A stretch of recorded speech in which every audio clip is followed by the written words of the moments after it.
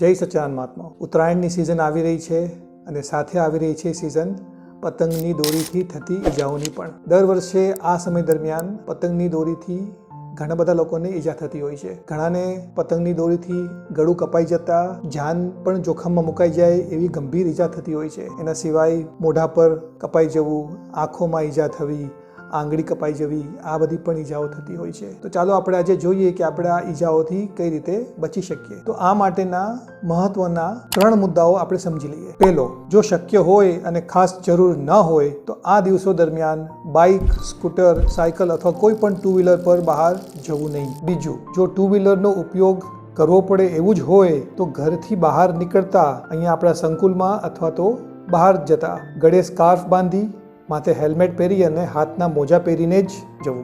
અને ત્રીજો point, bike અથવા સ્કૂટરની આગળ બજારમાં ઉપલબ્ધ સળીઓ લઈને લગાવી દેવો। આ સળીઓ 100 થી 200 રૂપિયામાં જ મળતો હોય છે અને સહેલાઈથી એને કાઢી પણ શકાય અને ફરી બીજા વર્ષે એનો ઉપયોગ પણ કરી શકાય। તો ચાલો આપણે આ ઉત્તરાયણ દરમિયાન સ્વસ્થ અને સાવચેત રહીએ।